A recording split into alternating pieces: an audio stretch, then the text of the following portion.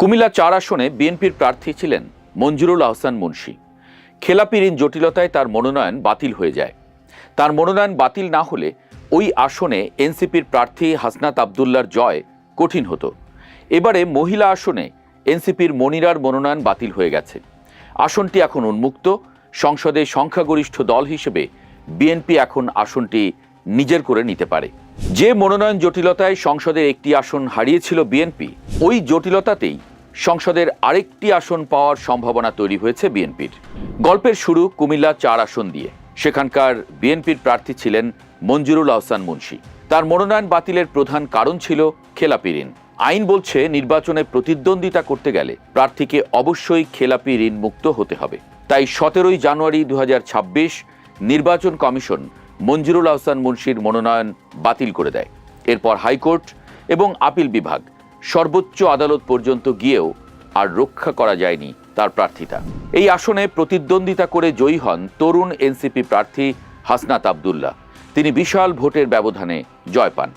অনেকেই মনে করেন হাসনাতের এই বিজয় ছিল এক ধরনের অঘটন, কারণ ওই আসনে বিএনপির প্রার্থী মঞ্জুরুল আহসান মুন্সী ছিলেন পুরো কুমিল্লা অঞ্চলের এক হেভিওয়েট প্রতিদ্বন্দ্বী। তিনি টানা 4 বার ওই আসনের সংসদ সদস্য ছিলেন। 1991 সাল থেকে 2006 পর্যন্ত টানা 15 বছর তিনি ছিলেন ওই আসনের অবিসংবাদিত নেতা। বিএনপির ভিতর তার নিজস্ব একটা শক্তিশালী সংগঠন এবং ব্যক্তিগত ভোট ব্যাংক আছে। তার বাবা ফখরুল ইসলাম মুন্সীও 2 বার ওই আসনের এমপি ছিলেন, মন্ত্রী ছিলেন। সেই তুলনায় হাসনাত আবদুল্লাহ তরুণ উদীয়মান নেতা। কুমিল্লার স্থানীয় রাজনীতিতে তার খুব বেশি প্রভাব ছিল না। অর্থনৈতিক ও প্রাতিষ্ঠানিক দিক থেকেও মুন্সী ছিলেন অনেকটাই এগিয়ে।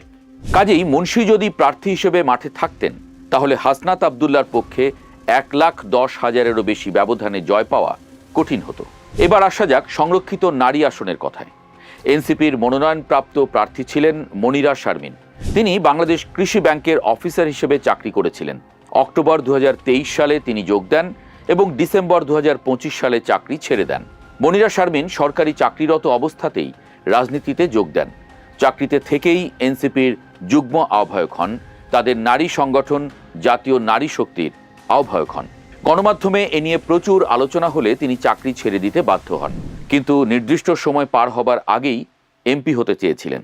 কিন্তু জনপ্রতিনিধিত্ব অধ্যাদেশ অর্থাৎ আরপিওর 12(1)(c) ধারা অনুযায়ী কোনো সরকারি বা আধা সরকারি প্রতিষ্ঠানের কর্মচারী চাকরি ছাড়ার পর 3 বছর পার না হওয়া পর্যন্ত নির্বাচনে প্রতিদ্বন্দ্বিতা করতে পারেন না। মনিরা শারমিন মাত্র 4 মাস আগে চাকরি ছেড়েছেন, তাই তার মনোনয়নপত্র বাতিল করে দেয় নির্বাচন কমিশন। এর ফলে এনসিপির এই আসনটি এখন উন্মুক্ত আসনে পরিণত হয়েছে। আইন অনুসারে যে কোনো দল এই আসনের জন্য প্রতিদ্বন্দ্বিতা করতে পারবে। এখানেই তৈরি হয়েছে মূল চমক। মনোনয়ন বাতিলের জটিলতায় কুমিল্লা 4-এর মতো গুরুত্বপূর্ণ আসন হারিয়েছিল বিএনপি। এখন সেই একই জটিলতায় এবার আরেকটি আসন পাওয়ার সম্ভাবনা তৈরি হয়েছে। তবে এটি একটি নারী আসন এবং এই আসনে একজন নারীকেই মনোনয়ন দিতে হবে। নারীদের জন্য সংরক্ষিত আসনের 50টি আসনের মধ্যে 49টির মনোনয়ন বৈধ ঘোষণা করা হয়েছে। এই বৈধ প্রার্থীদের মধ্যে বিএনপি জোটের প্রার্থী রয়েছেন 36 জন, জামায়াতের 12 জন এবং স্বতন্ত্র 1 জন। মনিরার মনোনয়ন বাতিলের কারণে জামায়াত এনসিপি জোটের একটি আসন ফাঁকা রয়ে গেছে।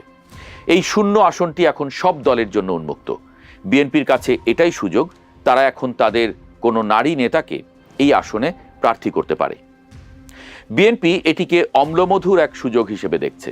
কুমিল্লা 4-এ যেখানে খেলাপি ঋণের কারণে তারা একটি আসন হারিয়েছিল, এবার নারী আসনে সেই একই আইনি জটিলতা তাদের জয়ের দ্বার উন্মুক্ত করে দিয়েছে। এই পুরো ঘটনাটি বাংলাদেশের নির্বাচন ব্যবস্থায় একটা বার্তা। তা হলো প্রার্থী নির্বাচনে দলগুলোকে আরও সতর্ক হতে হবে। বিল খেলাপি, ঋণ খেলাপি বা সরকারি চাকরিজীবীকে রাজনীতি করতে হলে নিয়ম মেনেই করতে হবে। এখন প্রশ্ন হলো, নতুন করে শূন্য হওয়া এই আসনে বিএনপি কাকে মনোনয়ন দেবে? সংসদে সংখ্যাগরিষ্ঠতার কারণে তাদের মনোনীত প্রার্থী যে এমপি হবে তা নিশ্চিত করেই বলা যায়।